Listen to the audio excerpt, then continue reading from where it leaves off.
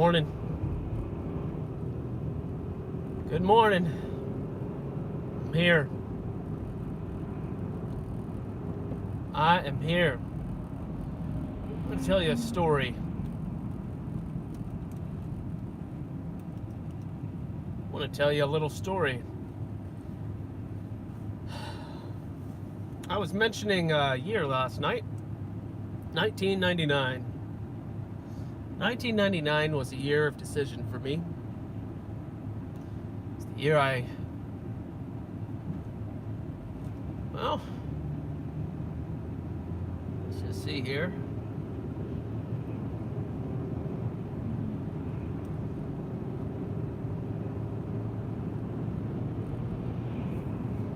It's the year I became a Christian.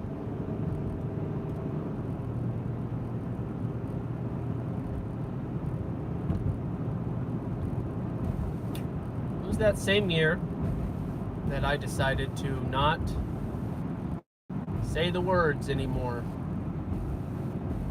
which implies that I had said them.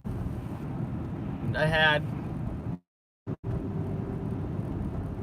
said the words in middle school.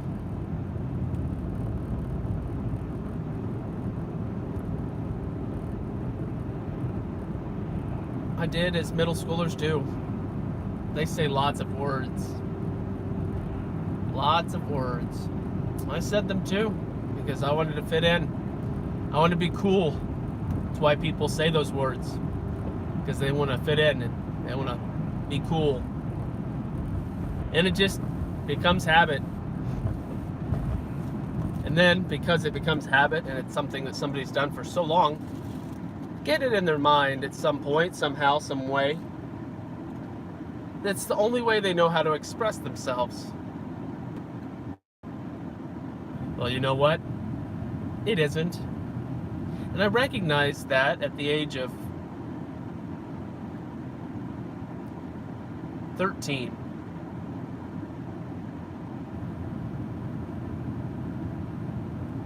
Right before turning 14. I knew something wasn't quite right. I got onto the bus the last day of 8th grade, and I said, while I sit in traffic behind a bus, I think I went to the back. Can't remember for sure. Probably sat in the middle though, more than likely. And I said to myself, I'll never be getting on this bus again. See, my high school was right across the street basically from where I lived, and I knew I wouldn't be riding the bus ever again. I knew I wouldn't be going back to middle school ever again. I knew it was the worst experience that I had had in my life, and to this day, middle school was still the most ridiculous, obscene, traumatic experience of my life. So, got onto that bus, said, you know what? I'm done. I'm through. I will never be as I was. I'm better. I'm smarter. I understand what's going on. I get it. And let me tell you, when I was 13 years old, I got it. For being open to the truth. It wasn't about being good.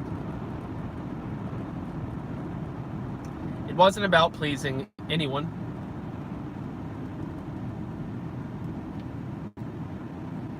It was about something else. It was about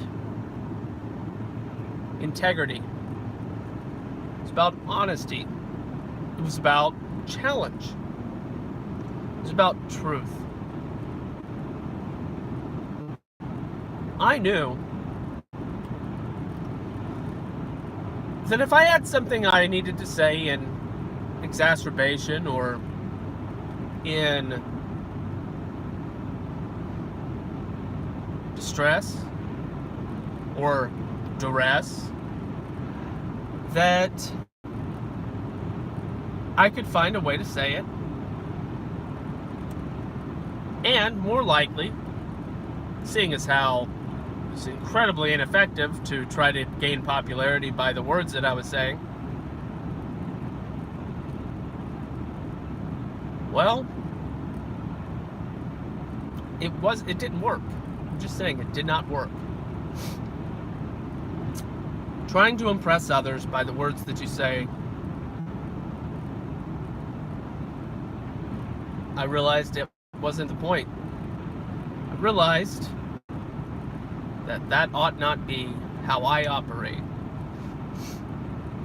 So I committed myself to never speaking those words again. Never speaking those words again.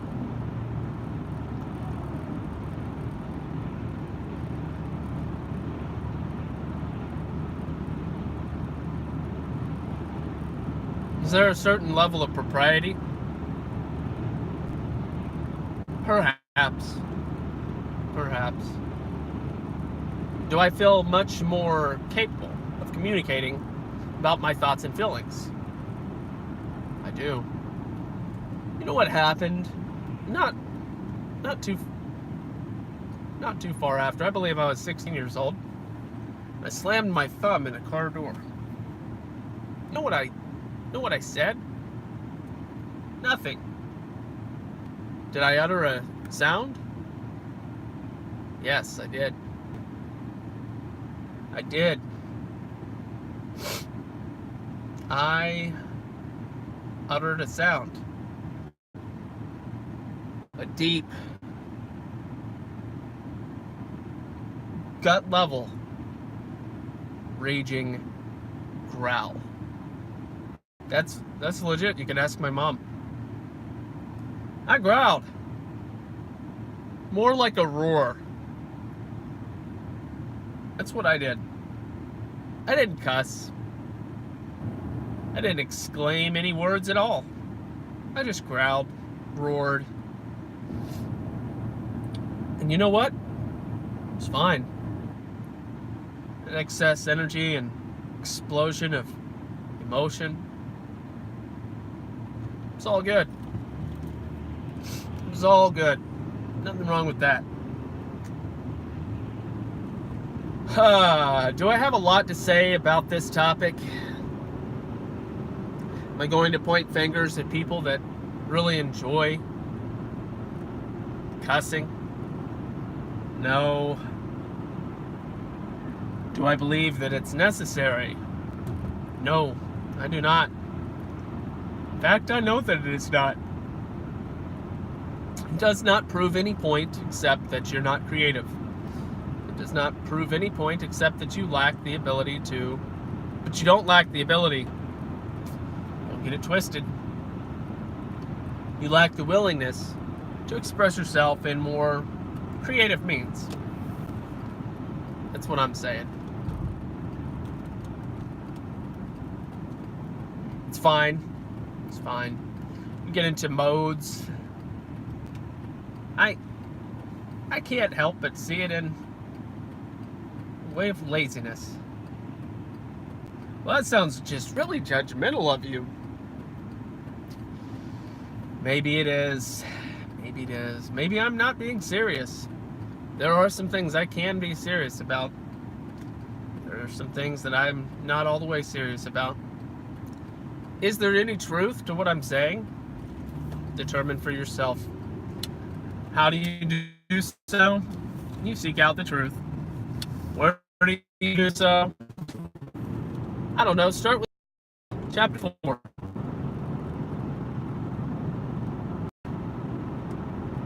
Now, in regards to the verses, let no unwholesome speech come from your mouth. Now that is quite convicting. Or in the book of James, where it says the power of, actually, I'm not 100% of James is the one where it says the power of life and death is in the tongue. trying to memorize the book of James.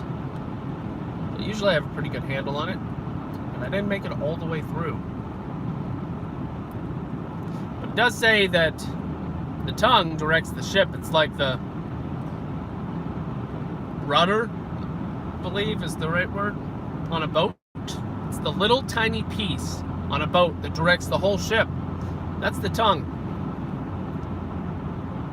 I just realized at a very young age that if I couldn't master this,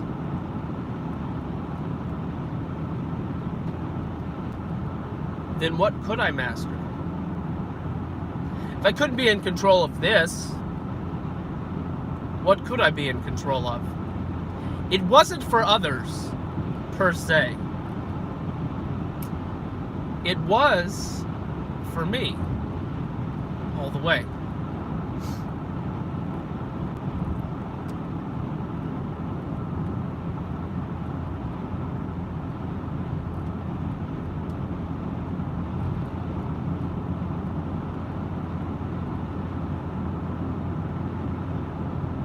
Yeah.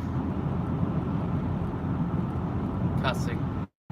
I find it unnecessary. Find it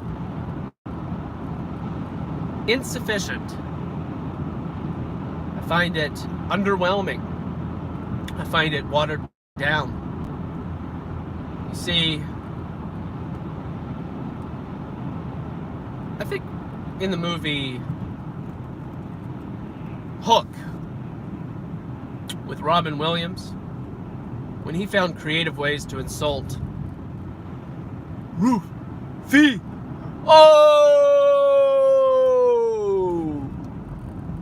when he insulted him in the ways that he did without using cuss words, I think I admired that. Not that I go around insulting people. That happens only when I go on a rant about something, and it's never to the person, it's more about the person. And it's not a person per se, it's more so that I would be attacking a group politics, group identity, all that nonsense. Cussing. I decided to stop cussing, guys, in 1999. I did it for me, and it has benefits. Good morning, and good morning. 1999. I was 13 years old, and I said, you know what? That didn't work. I'm not cool. And this isn't gonna make me cool. I know that much. You know what?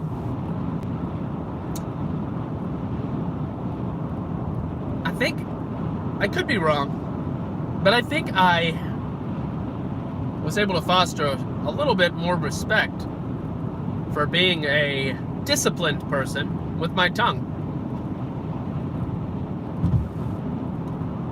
It had the side effect of making people think that I was really smart.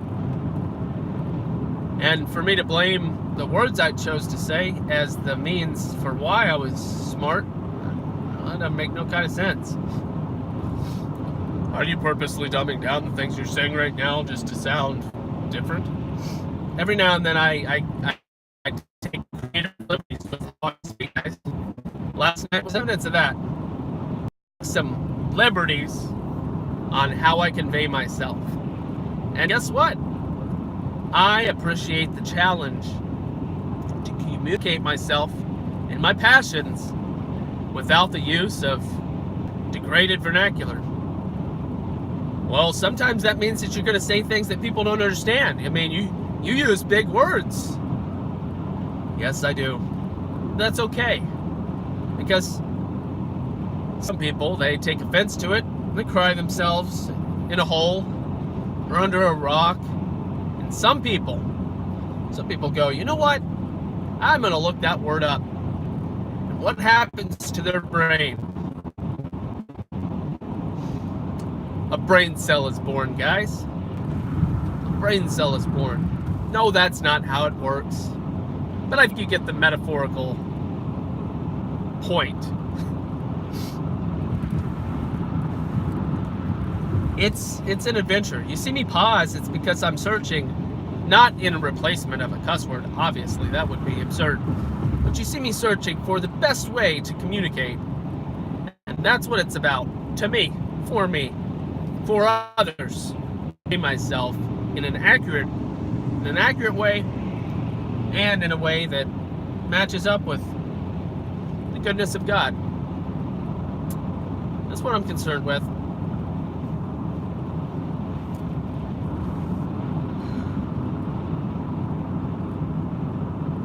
I just don't know how it's defended.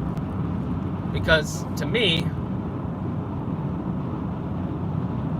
it's not about censorship.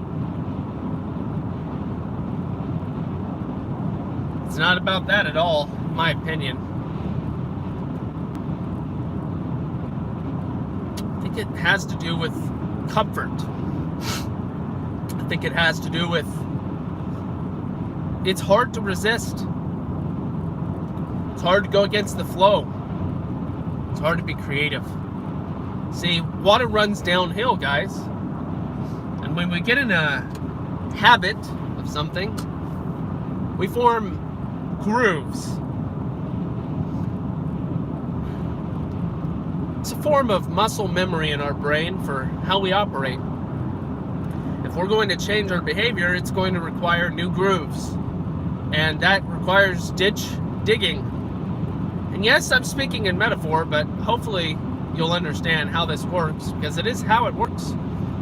See, change hurts because we're forming new patterns in our brain. We're changing the direction of the flow of traffic, and that can be painful. You go through a period of cognitive dissonance. Then, after you go through that process, you start getting more comfortable with the new way. That's how it works. It's pretty simple. It's not easy. Maybe I think people cuss and don't change because they don't see the point. They don't see how it might benefit them. Maybe it won't. See, the motivation that I had to stop speaking in that way had to do with a realization. Might not be universal. Read those scriptures I mentioned. See for yourself. But a realization that it wasn't going to help me accomplish anything at all. It wasn't going to help me accomplish communication that conveyed how I truly felt. And it wasn't going to help me be popular.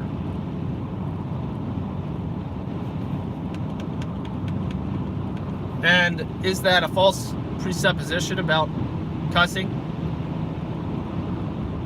Is cussing an adult thing because it's cool? Is it cool because it's an adult thing? Is there anything of value that comes from saying words that are considered taboo? Does it make you... What does it make you to say words that are considered socially taboo? Sometimes you'll find me saying words that hypothetically could be taboo. A word you might not want a 5-year-old to say. Does that mean that I'm cheating?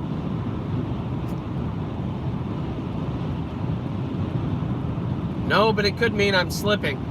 And what I mean by slipping is not putting my full best effort forward. Because there's probably a way. There's probably a, not probably, there's absolutely a better way to communicate somebody being a doo-doo head.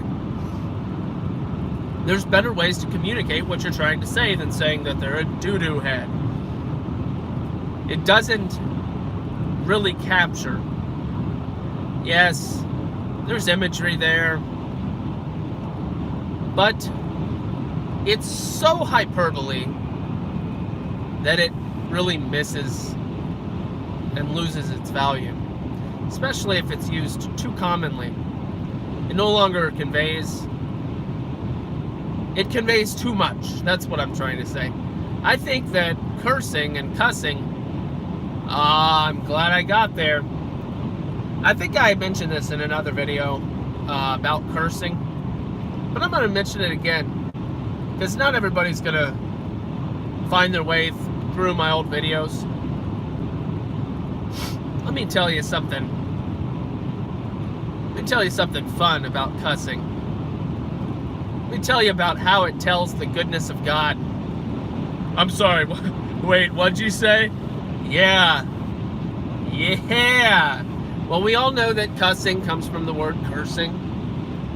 Guys, let me tell you, this is the most exciting thing about this topic. It really is. Let me tell you about how cussing displays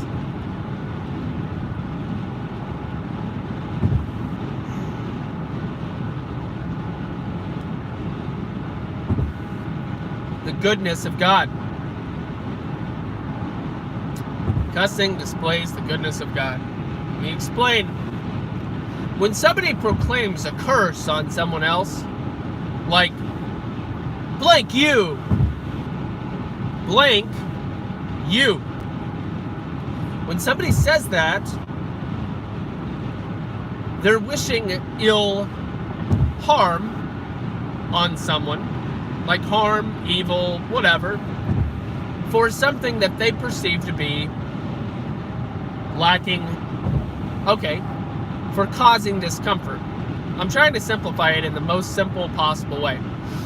So somebody is living, they're doing their thing, somebody else comes up, they do something offensive, the other person says, blank you. Guess what? They're issuing a curse that they wish to be carried out because they have been offended. What does that curse mean? Are you getting the point? That person, when they curse, when they cuss, when they proclaim some curse over the head of another, blank you. What they are doing is they are asking of God, whether they know it or not, to execute His justice, to execute His goodness, to justify the situation and make things right and good again. Think about it. It's significant. It is very fascinating and kind of exciting. Does anybody get it? Does anybody get it? Cussing displays the goodness of God. Now, does that mean, just like the verses in the Bible, sin, even sin portrays the glory of God? As Paul said, does that mean we should sin more? No, it does not. Let me explain. Again, just in case you didn't catch it the first time, going over a bridge, and stuff like that.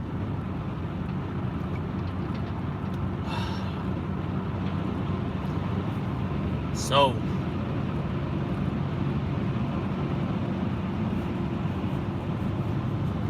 cussing declares the goodness of God because when somebody cusses,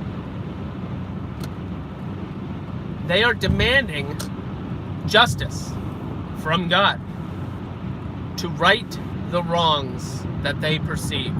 Whether or not they're right, that's not the point. The fact is, when somebody cusses someone out, when they say curses on another person, they believe the situation to be unjust. They believe that they have been wronged, and they say something on the head of another They're saying it to God, the only one who can execute is justice. Guys, I don't know if I'm saying this clearly enough, but I hope you get it. To me, I found it incredibly fascinating when I realized that when someone cusses, they're declaring the goodness of God. It demands it. It is literally impossible for an atheist to cuss. No. Yes, they can say the words out of their mouth. It's impossible to be logically consistent as an atheist if you cuss. If you cuss anyone out ever, you're not being logically consistent because you believe that there is goodness. Goodness comes from God. Well, that's just a loose argument and blah, blah, blah. Think about it, guys. Think about it. It's like 7:30. And I got about 6.5 hours of sleep. About 6.5 hours of sleep. Something like that. I'm going to be alright. This topic fascinates me, guys.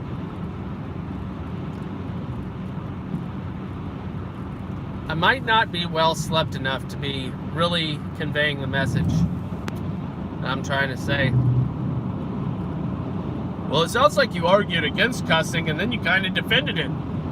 No, I'm just saying that it indicates the goodness of God, and I think that that's hilarious because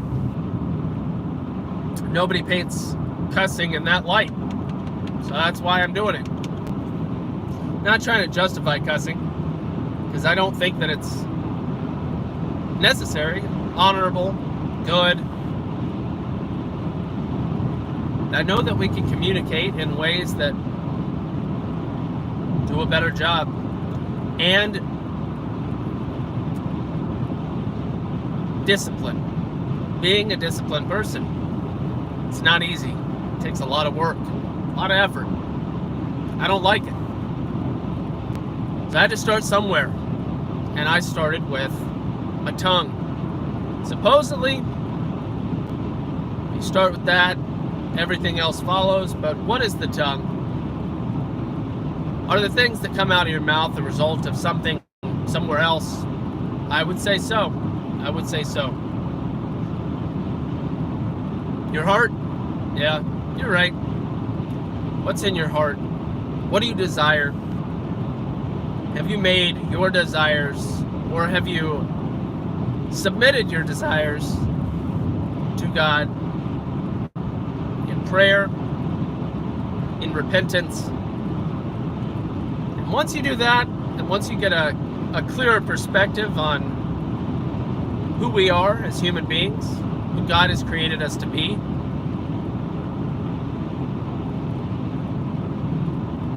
gives you a different perspective, guys.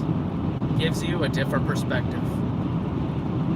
We ought not think too highly of ourselves, because the pride goeth before the fall, they say. It says. They say it too, which is fine, but it says it. What's it? What are you talking about? What are you even saying? Bible, guys, the Bible. You know, if you ever wonder what I'm talking about, and you need to find it, just every Bible app is pretty much equipped with a little magnifying glass. You click it and you type in some keywords. That's how you find out what verse of the Bible I'm referring to. In other news, if you hate sin, go watch that video from yesterday. It's literally titled, "If You Hate Sin, Watch This Video." And some big things going to be happening. Some big things. Going to be doing some takedown.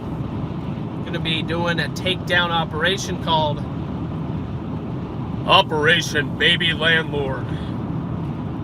Operation Baby Landlord.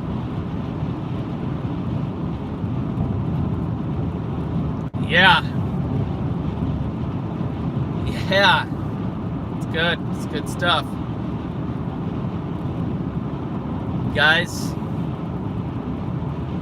we're not just going to be hearers of the word. We're going to be doers. Not just merely hearers, we're going to be doers. That might call some hate in our direction. Some people hate righteousness, guys.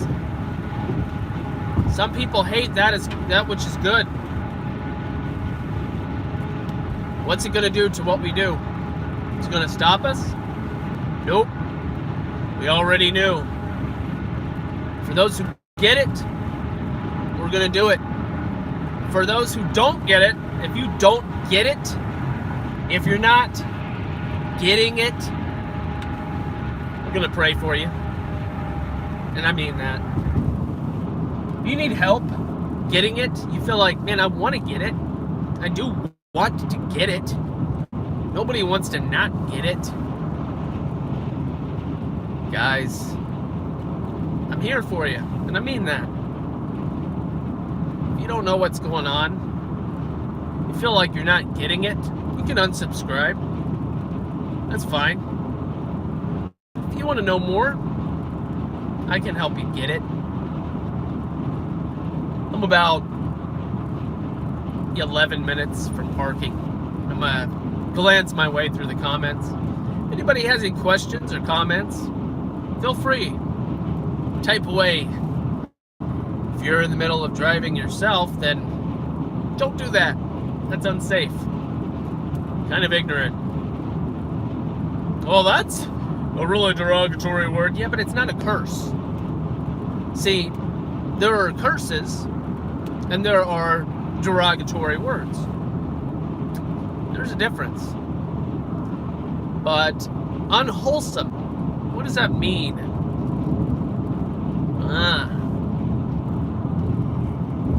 Is it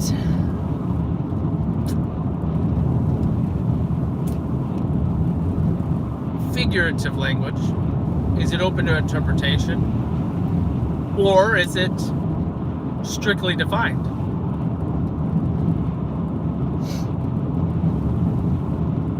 No. Read some of the verses I mentioned.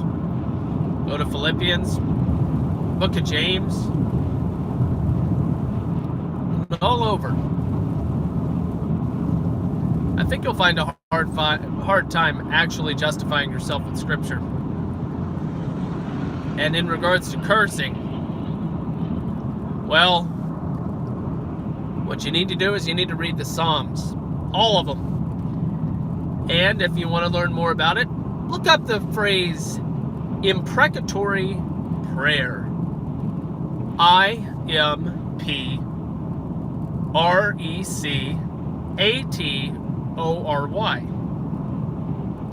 Why do I need to look that up? If I misspelled it, then so be it.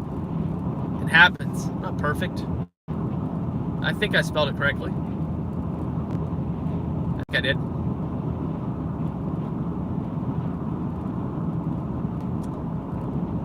Look up imprecatory prayer.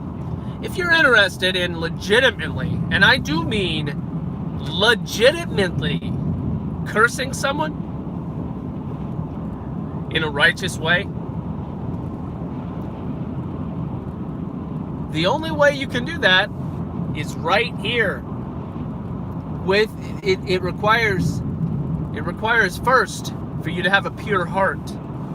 You see, you can't curse somebody righteously unless you have a heart after God's own heart. What does that mean? You have to want what He wants. You have to want righteousness. You have to want His righteousness. In order to justly curse someone, we're given the method, we're given the technique in the Bible, in the Psalms, imprecatory prayer, guys. imprecatory prayer. Read a commentary on it. It's fascinating. Welcome, everybody. I'm glad you're here. I know this isn't an incredibly popular topic. Most people could probably care less. Could they? Could they care less? Could they actually care less about the topic of cussing? Could I care less? I'm just making fun of that silly phrase that people missay all the time. There are some people that couldn't care less. They literally could not care less. Anyway, is it extremely important? No. Do we need to first be identified as Christians by our love? Yes. Does demonstration of our love, or is demonstration of our love potentially indicated by the type of language that we use amongst ourselves and towards others? I'll let you answer that. I think a child might be able to answer that. Yeah, but it's like you're trying to take all the fun away. It's just like, no. Guys, do you think that 20 years of not cussing at people, of not cussing around people, do you think 20 years of that has prevented me from having fun or having joy? Do you know how much fun I had last night? Had nothing to do with cussing. Guys, don't use excuses, guys. Don't use excuses. This isn't a call to action. This isn't a video to try and tell people that you're living wrongly and you need to fix your life up and do the right thing. And that's not what this is about. Please don't take it that way. That's not what this is about at all. It's something to make you think. That's what my stream is for. Make you think and to search. And hey, if you feel convicted and you feel like there might be some truth to it, and I'm not doing that work. I'm not pulling heartstrings. I don't do that stuff. That'd be the Holy Spirit, guys, not me. And there are fights that we will be fighting. We will be fighting the good fight. Okay? Is this part of it? A small part. I would argue it's a small part. And I do believe that more righteous speech would be more honoring, and as a result, potentially demonstrating more love. But it isn't about the words. It's not about the words. It is about what's in here, and it's about, do you have a heart after God's own heart? Do you love what He loves? Do you love what He loves?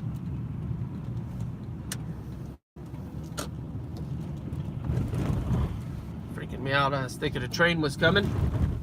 But tractor trailers, they just do that. You know, I came here early and I could park in the primary parking lot.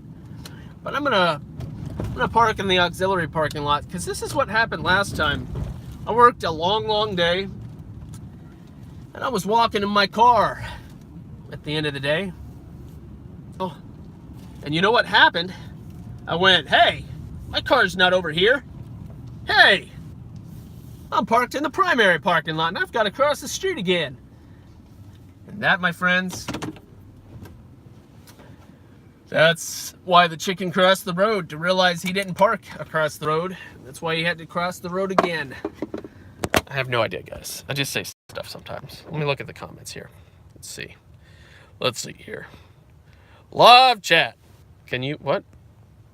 Come on now. What? Okay. Let's see here. It's a form of art when done properly. Morning. Let's see. Justin Hutchings. Welcome, Justin. And Carrie the poo. Good job. Cussing is you're lazy. Yup. Justin makes it so much. Carrie. Oh, you got the Irish. You got the Irish in you. I understand a little bit. Making breakfast though, listening. not on for chat for a bit. I got you, Carrie. It's all good. You get it, Justin. Thank you. Hey, Nathaniel, I wanted to show up and like video, but I cannot stay. All right. Well, hello and goodbye, Nathaniel. I'm curious to see what you have to say, huh? Even though I disagree. That's all good, Nathaniel. It was the best. Thanks, Breath of Fresh Bear. Being Christian isn't easy. Just reflect on the fate of Jesus and his disciples. When you say, Justin, the fate of Jesus, I want you to think about the ultimate fate, as in how he sits at the right hand of God, advocating on our behalf. That's really what should come to mind when we think of Jesus. We should remember he is our advocate. It's beautiful. Jesus himself said it wasn't going to be easy. The people would hate you. Yep, it's true. It's all true. All true. But that was all true. Fellas, ladies, and non-human constituents. That's not the right word, constituents. Well, you just pulled that out of a hat, didn't you? Yes. It's fun. Just use words. No, don't just use words. Speak with meaning, speak with